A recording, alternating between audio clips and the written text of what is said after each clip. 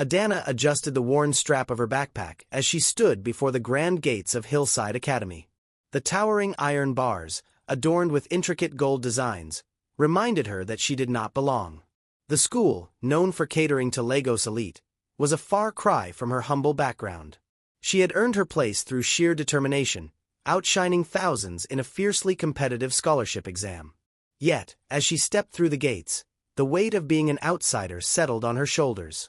Inside, the halls were lined with pristine lockers, and students strolled in crisp uniforms, their conversations filled with foreign accents and casual mentions of vacations in Dubai or Paris. She felt invisible, a speck in their world of privilege. But she had a mission: to succeed, to make her mother proud, to rise above her circumstances.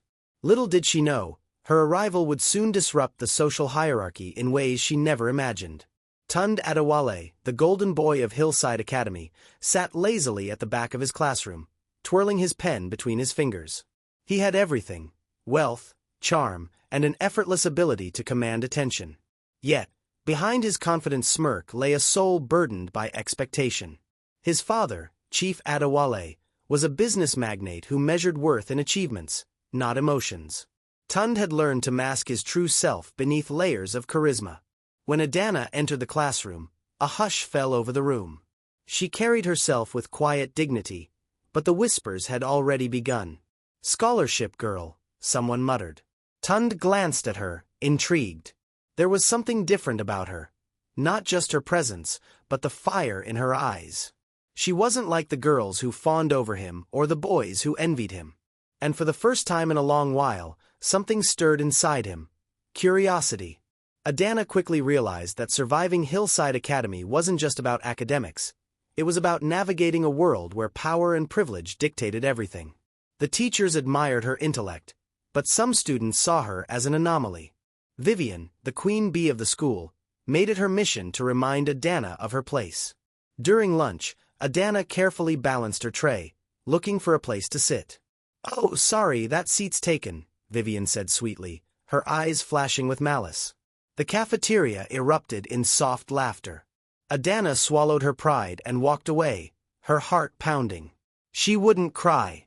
She wouldn't break.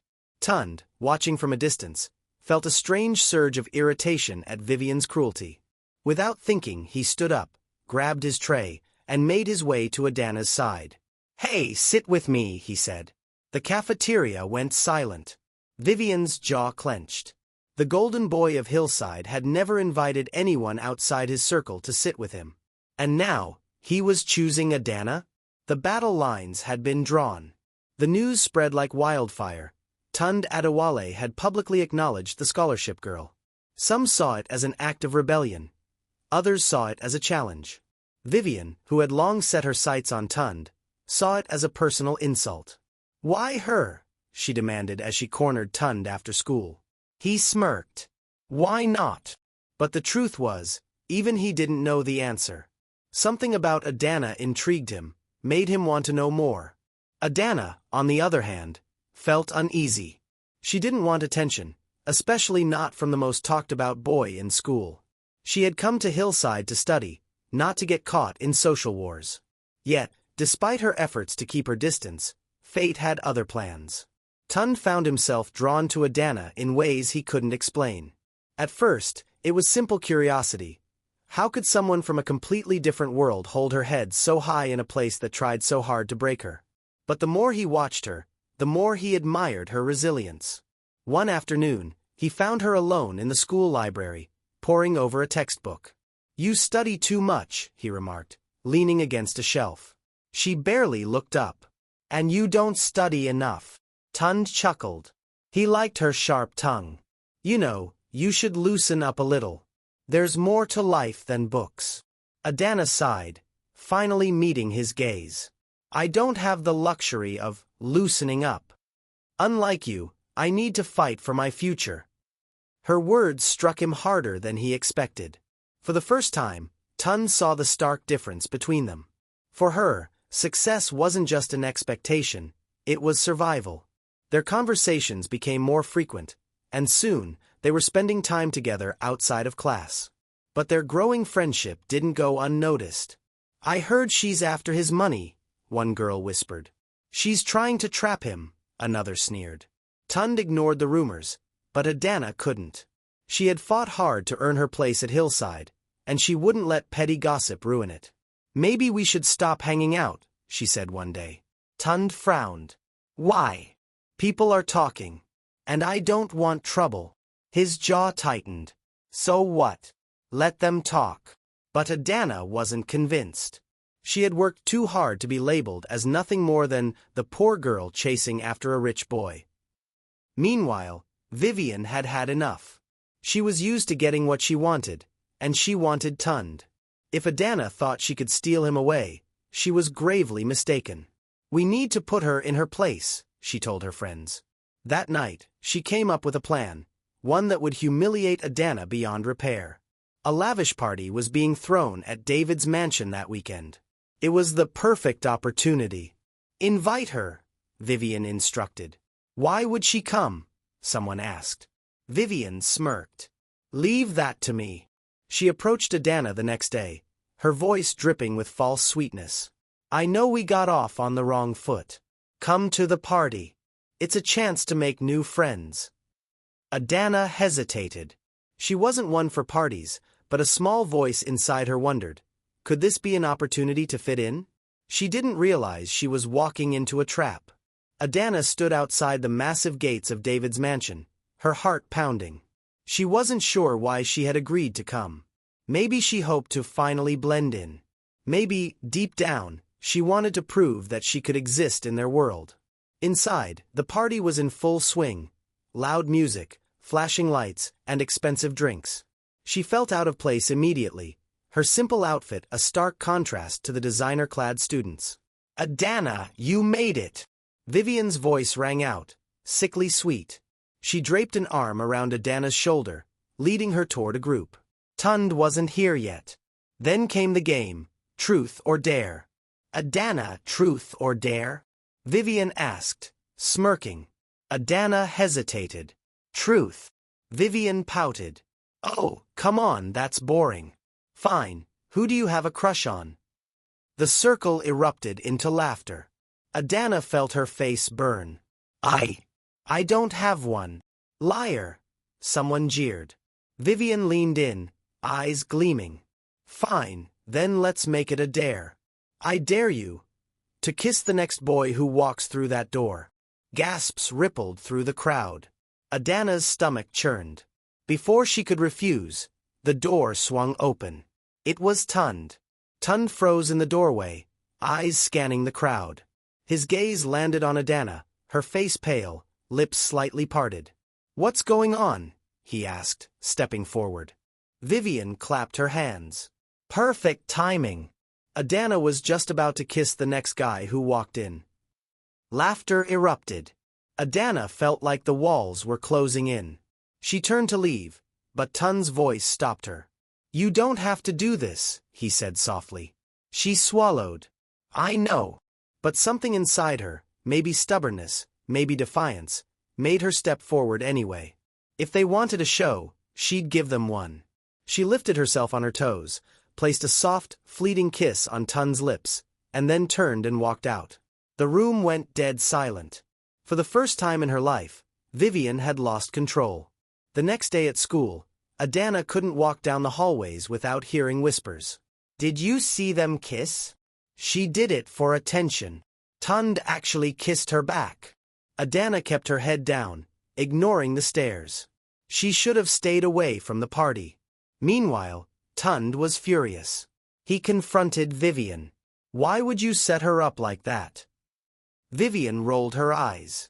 It was just a game. No, it was a humiliation tactic.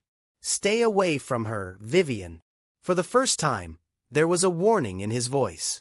Despite the scandal, Adana and Tund found themselves drawn to each other even more. Their conversations became deeper, their moments together more frequent. You're not what I expected, Adana admitted one evening. Neither are you, Tund replied. They were from different worlds, yet somehow they understood each other. But not everyone was happy about it. One evening, Tund was summoned to his father's office. Chief Adewale sat behind his massive mahogany desk, his presence commanding.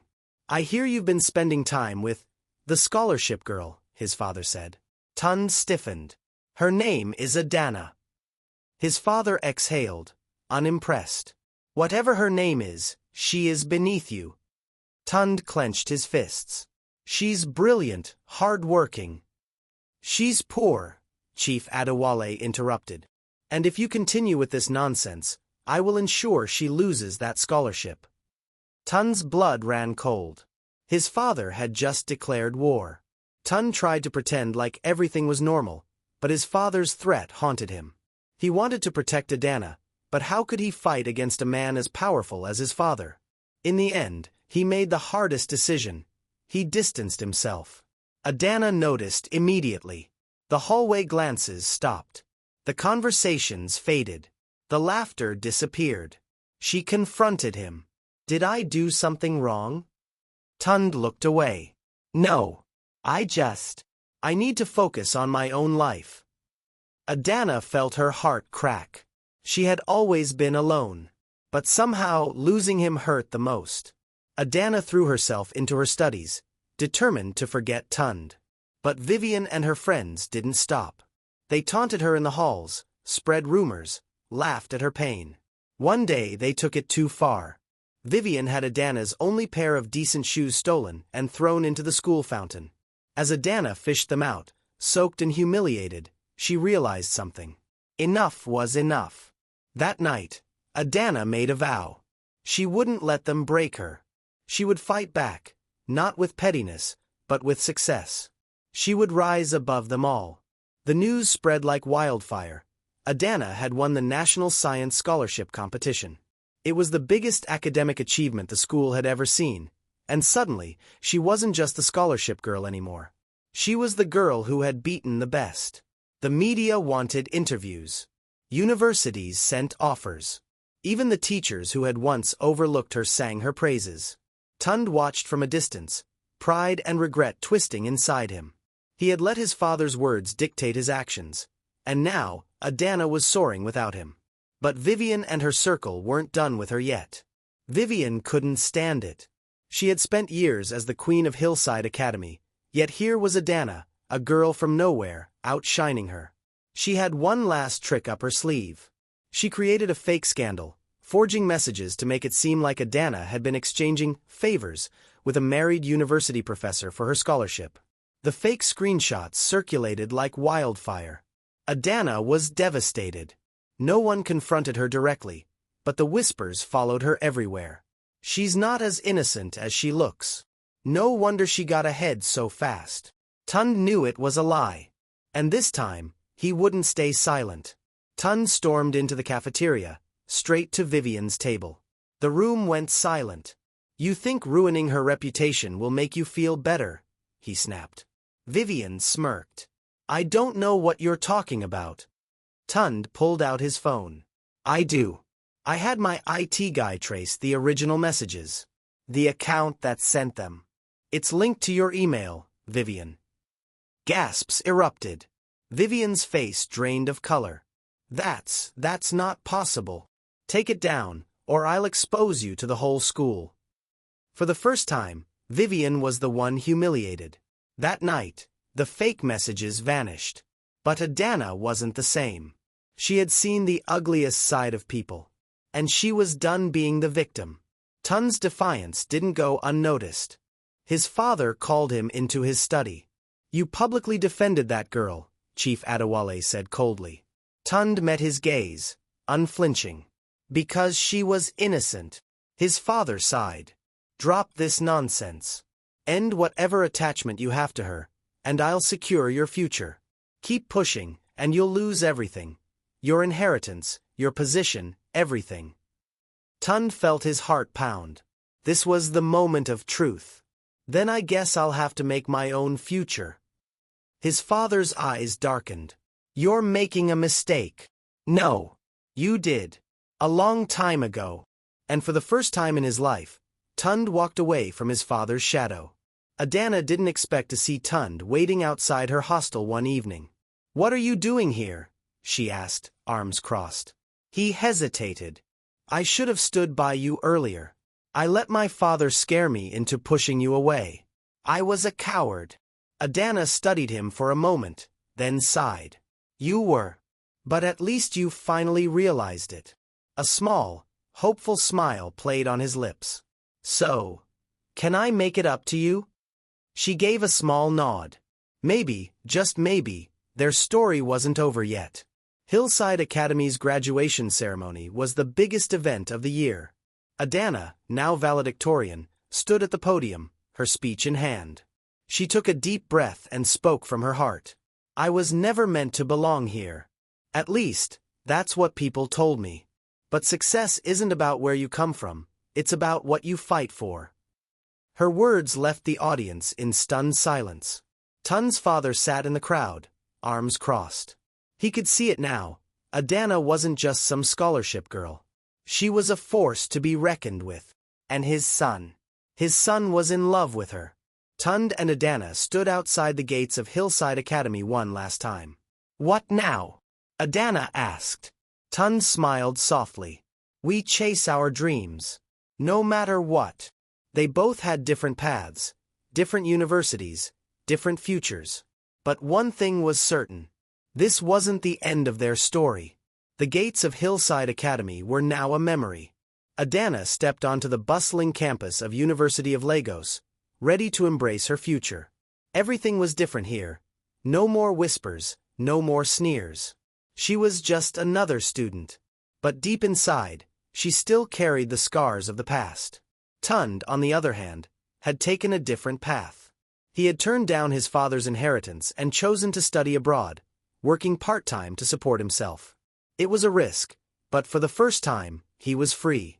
They spoke occasionally, but distance had a way of dulling even the strongest connections. Until fate intervened. One morning, Adana opened her phone and froze. An article was trending, The Rise of Adana Ease, from scholarship student to future innovator. She read in shock. Someone had written about her story, how she overcame struggles, won competitions, and was now on the path to greatness. Her inbox exploded with messages. Job offers. Internship opportunities. And one message that made her heart skip. Tund, I always knew you'd be a star. Proud of you. She stared at the screen, unsure how to reply. Did she still belong in his world? While Adana was making waves, Tund was struggling. His decision to reject his father's wealth meant living in a tiny apartment, juggling school and work. But he was determined to prove that he could make it on his own. His father had cut him off completely. No money, no connections. But Tund wasn't looking back. He knew that one day, he would build something greater than his father ever had. And then, one evening, he saw the article about Adana. His heart ached. She was thriving. She was rising. And he missed her. Months passed, and life continued.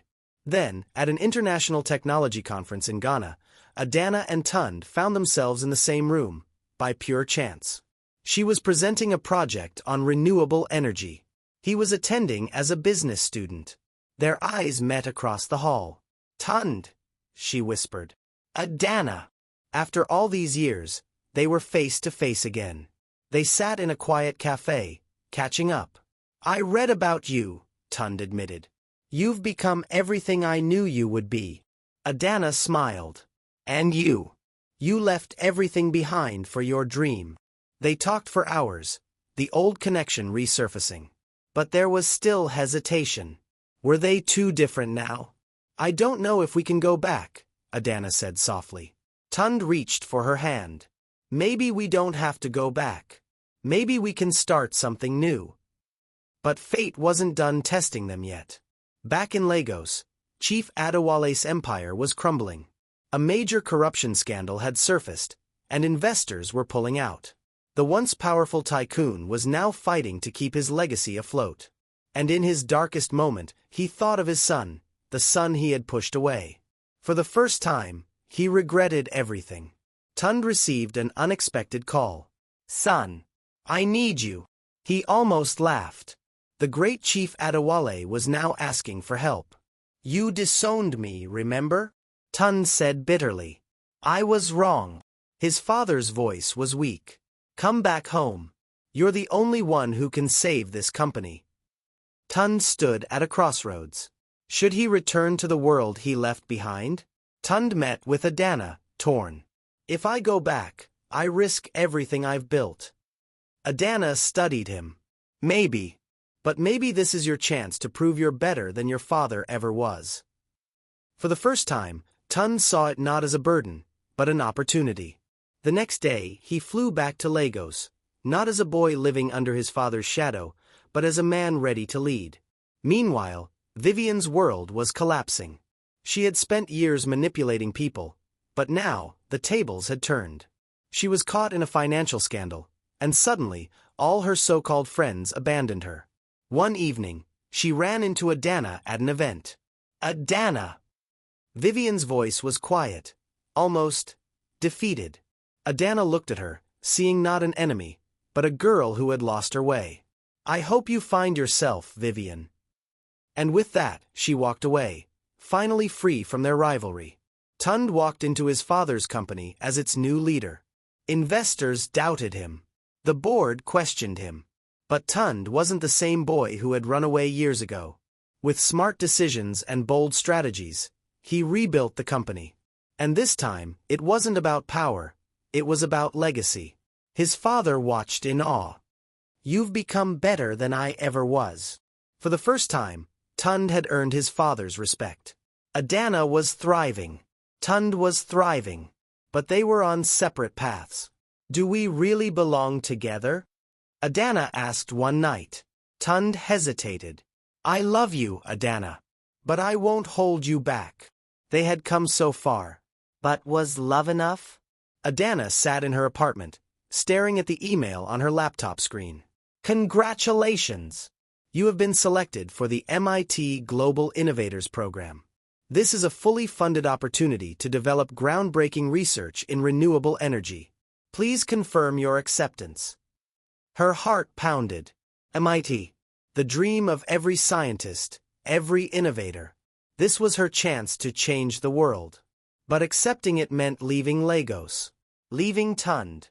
She picked up her phone and dialed his number. "Tund, we need to talk." Tund listened as Adana explained her dilemma. "MIT is an incredible opportunity, Adana. You have to take it." "But what about us?" she whispered. He sighed. "I love you, but I won't hold you back. You have to chase your dreams, just like I did." Adana felt her heart ache. She had fought so hard to be with him, but was love enough to bridge the distance? They spent the night walking along the Lagos shoreline, speaking about their future. By sunrise, she had made her decision. She was going to MIT. The day of her departure arrived. Tund stood at the airport, hands in his pockets, trying to keep his emotions in check. Adana smiled, but her eyes were glassy. "I'll come back, Tund. This isn't the end." "I know," he said, forcing a smile. As she walked toward the terminal, he watched her go, feeling as if he was losing a piece of himself. But deep down, he knew, this wasn't goodbye forever. Adana landed in Cambridge, Massachusetts, stepping onto the prestigious campus of MIT. Everything was different. The fast pace, the sharp minds, the brilliant energy of innovation. She threw herself into her research, working on a groundbreaking solar energy project that could revolutionize Africa's power supply. But no matter how successful she was, something felt missing. At night, she stared at her phone, wondering if she should call Tund. But he never called her either. Back in Lagos, Tund was busier than ever.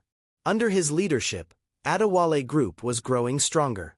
He had turned his father's corrupt empire into a modern, ethical business. But even with all his success, his nights felt empty. One evening, he stared at an old picture of Adana. Why hasn't she called? He wondered. But pride held him back. If she wanted me in her life, she would have reached out. And so, the silence between them grew. After a year at MIT, Adana received a shocking call. "Adana, it's Chief Adewale." She sat up in shock. "Tund's father? I know you and Tund have been apart, but he still loves you. He's just too stubborn to say it. I'm arranging a business event in Lagos." I want you to come. Adana hesitated. Returning to Lagos meant seeing Tund again. But deep down, she knew, this was her chance to find out if they still had something worth fighting for. She booked her ticket. When Adana arrived at the event, she hadn't expected to see Tund standing at the entrance. For a moment, they just stared at each other. You came, he said, voice unreadable. I had to, she whispered. The night was filled with old friends, business tycoons, and flashing cameras. But for Adana and Tund, it felt like they were the only two people in the room. And when the night ended, Tund finally asked the question he had been holding in for years. Do you still love me? Adana swallowed hard. I never stopped, Tund. But I don't know if we fit into each other's lives anymore. Tund exhaled, running a hand through his hair. Then let's find a way. For the first time in years, they opened up completely. They spoke about their struggles, their dreams, their fears. By the time the sun rose, they knew the truth. They still belonged together. But love was never easy. When Chief Adewale saw how serious they were, he pulled Tund aside. Son, be realistic. You have a business to run. She has her research. How will this work? Tund's jaw clenched. We'll make it work. His father shook his head. Love doesn't build empires. Strategy does. But Tund had learned not to let his father control him anymore. Then I'll build my empire with love. Surprisingly, Vivian approached Adana. I spent years trying to bring you down, she admitted. But you rose anyway. I respect that. Adana raised an eyebrow. Are you actually apologizing? Vivian smirked. Maybe. Maybe not. But I do wish you happiness. It wasn't friendship, but it was closure. MIT had extended a permanent research offer to Adana. If she accepted, she would have to stay in the US indefinitely. Tund, on the other hand, was expanding his business across Africa. They sat on the rooftop of a Lagos hotel, staring at the skyline. This is our last chance, Tund, Adana said. What do we do? Tund took her hands. We fight for each other. Adana smiled. For the first time, she believed it was possible. Adana sat on the hotel rooftop, the Lagos skyline glowing under the night sky. Across from her, Tund held her hands, his grip firm and reassuring. We fight for each other, he had said. But how? Tund, I can't turn down the MIT offer. It's my dream. But I also don't want to lose you. Tund sighed, thinking. What if we create a middle ground? You don't have to stay in America permanently. You could set up your research here in Lagos. Adana frowned. MIT wouldn't allow that. Not yet, he smirked. But if we build something strong enough, they'll have no choice. His words sparked something in her mind. What if she brought MIT to Africa instead of leaving Africa for MIT? That night, she started drafting a proposal to establish a renewable energy research center in Nigeria. One that would partner with MIT but operate independently. This wasn't just about her career anymore. This was about building something lasting. Adana's proposal was ambitious. When she presented it to MIT's board via video call, they were skeptical. An independent energy research center in Nigeria? That's quite the leap, Ms. Ease. I know, she admitted. But Africa is the future of energy. We have the resources, the land, and the need for sustainable solutions. MIT would be pioneers in bringing this to life. The board deliberated. After weeks of discussions, an agreement was reached. MIT would provide funding and oversight, while Adana would be in charge of launching the first African Renewable Energy Research Institute. She had done it. While Adana was securing her research center, Tund was making bold moves of his own. He had expanded Adewale Group beyond Nigeria, investing in major projects in Ghana, Kenya, and South Africa. But he wanted more. His vision was to build a Pan-African business empire, one that uplifted young entrepreneurs instead of exploiting them. However, there was one major obstacle: his father. Tund's father called him into his office, his expression cold. You're moving too fast, Tund. This expansion is risky. Tund met his gaze. You built this company through corruption and fear. I'm building it with vision. Trust me. Chief Adewale scoffed. Trust you? The boy who once ran from this company. That boy is gone. This is my company now, and I will lead it my way. For the first time, Chief Adewale saw that his son had surpassed him. And for the first time he felt pride. One afternoon, Adana received an unexpected visitor, Vivian. I owe you an apology, Vivian said, eyes filled with remorse. I was horrible to you in school. I let jealousy control me. Adana studied her, surprised. What changed? Vivian sighed. Karma. I lost my job, my reputation. And I realized none of it was worth it. For a long time, Adana had dreamed of this moment, the day Vivian would finally admit her wrongs. But instead of gloating, she simply smiled. I hope you find peace, Vivian. And just like that, the past was laid to rest. With everything falling into place, Tund knew it was time. He took Adana back to the beach where they had their first real conversation in high school. As the waves crashed gently behind them, he pulled out a ring. Adana, we've fought against the world, against our fears, against distance. But I don't want to fight anymore. I just want to love you. Will you marry me? Tears welled in her eyes. This was it. Yes, Tund. 1,000 times yes. Their engagement became the talk of Lagos. Adana and Tund planned a traditional Igbo-Yoruba wedding, blending their cultures in a grand celebration. But just when everything seemed perfect, a storm hit. A letter arrived at Tund's office. No sender. Just a warning. Back down from the expansion, or you will regret it. Tund's success had made enemies, rival businessmen who saw him as a threat. Adana was terrified. Tund, this could be dangerous. I won't let fear control my life, he assured her. But deep down he knew, this battle wasn't over. One night, Tund's car was ambushed. Masked men shattered the windows, dragging him out. They beat him mercilessly, warning him to step away from the business world. But even as he lay bleeding on the pavement, Tund refused to back down. Chief Adewale rushed to the hospital, seeing his son battered and bruised. For the first time, fear filled his eyes. Tund, you don't have to prove anything. Just step away. But Tund shook his head. No, Dad. I will never run again. In that moment, Chief Adewale finally understood. His son was not just a businessman. He was a leader. And so, for the first time, he stood by Tund's side. Tund and Chief Adewale worked together to expose the corruption behind the attack.